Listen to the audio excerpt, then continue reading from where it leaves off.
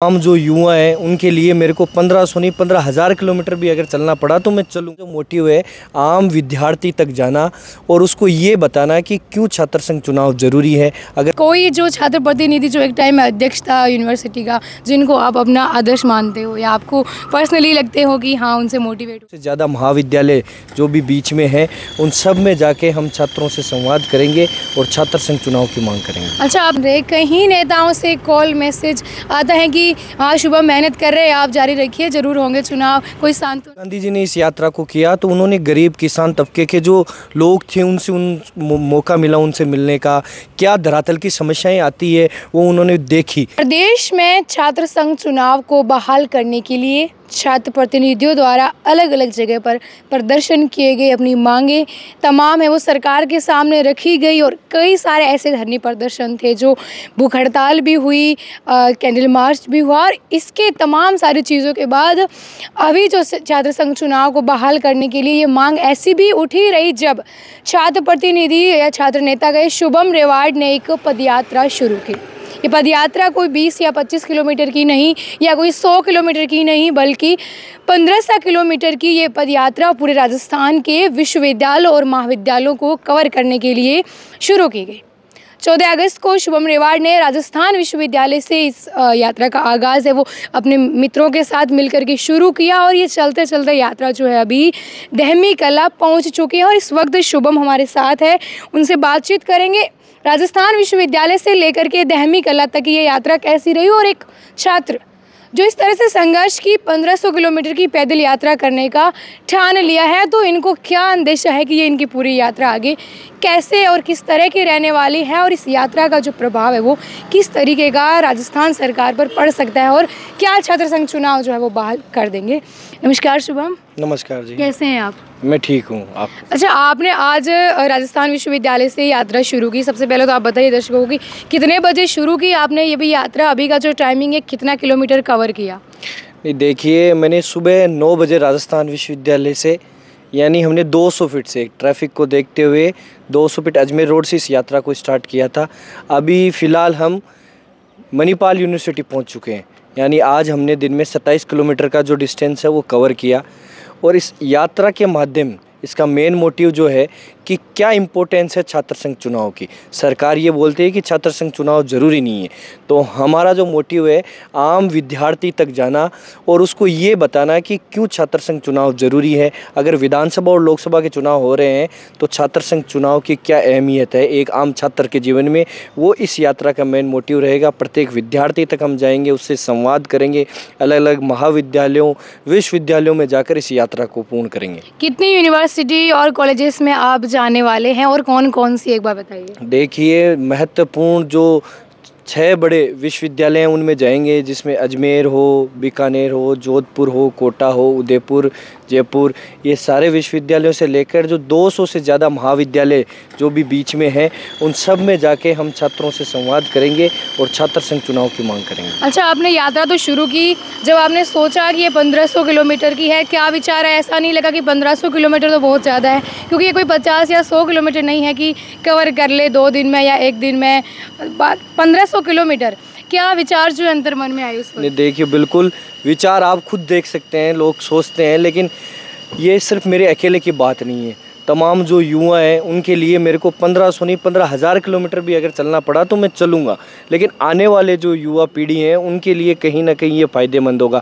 आज लोगों को ये लगता है 1500 किलोमीटर चलने से क्या होगा, लेकिन मेरे को ये विश्वास है कि जो आने वाले मेरे जूनियर हैं उनको पता रहेगा कि मैंने 1500 किलोमीटर जो यात्रा की थी उसमें छात्र संघ चुनाव की महत्वता प्रत्येक विद्यार्थी को बताई थी।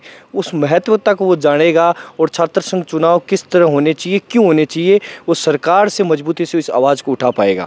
अच्छा, आप 1500 किलोमीटर की पद यात्रा कर रहे हैं। राहुल गांधी जी ने भी भारत जोड़ो यात्रा करी थी, जो थी उनकी कन्याकुमारी से कश्मीर तक की यात्रा, क्या प्रभावित है उनसे आप?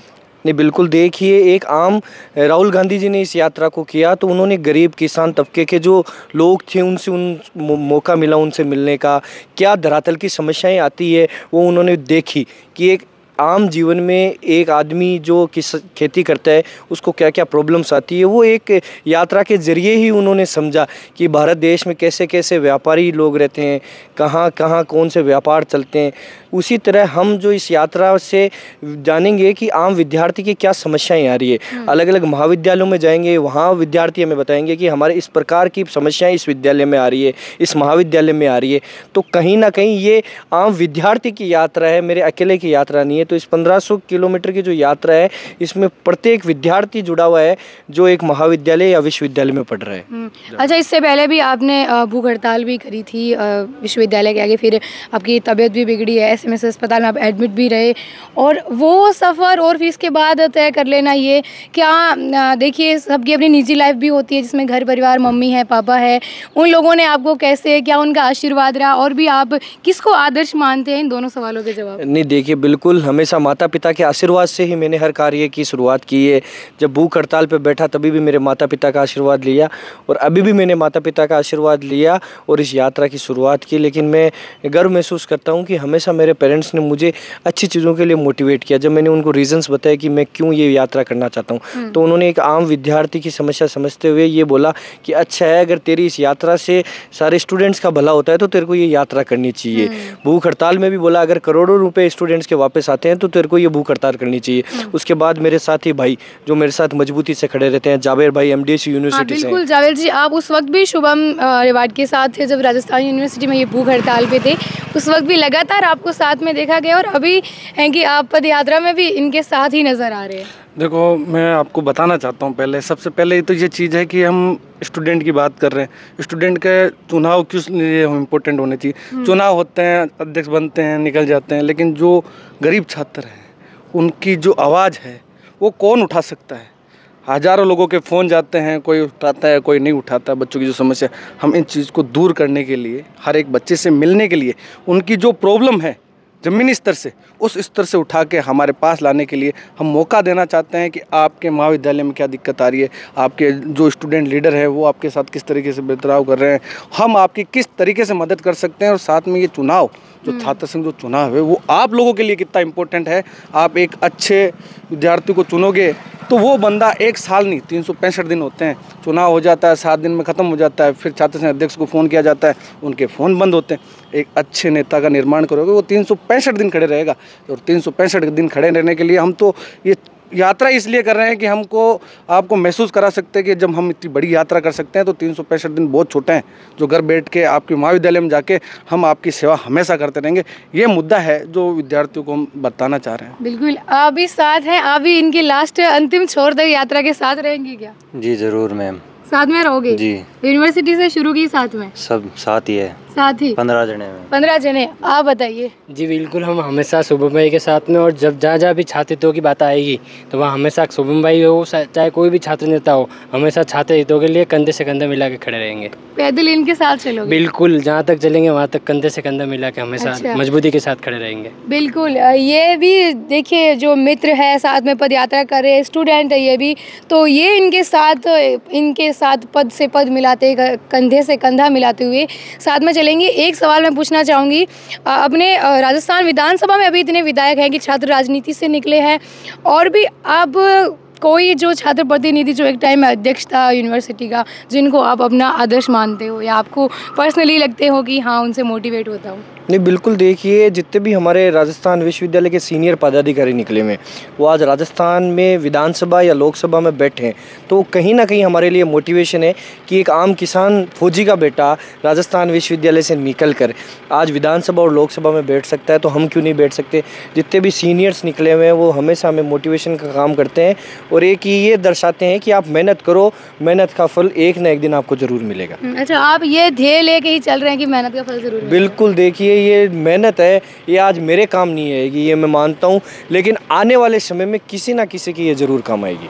बिल्कुल, तो देखिए अब आपने यात्रा शुरू की, इससे पहले भी आपके बहुत आंदोलन रहे। कहीं नेताओं से कॉल मैसेज आता है कि हाँ शुभम मेहनत कर रहे हैं, आप जारी रखिए, ज़रूर होंगे चुनाव, कोई सांत्वना या कुछ? नहीं, बिल्कुल देखिए, जितने भी सीनियर पदाधिकारी हैं राजस्थान विश्वविद्यालय से निकले हुए हैं, वो भले कांग्रेस पार्टी से हो, बीजेपी पार्टी से हो, वो हमेशा सपोर्टिव हमारी तरफ रहे हैं कि छात्र हितों के लिए आप संघर्ष करते रहो, चुनाव ज़रूर होंगे और जिस दिन चुनाव होंगे आपकी मेहनत ज़रूर लग रहेगी।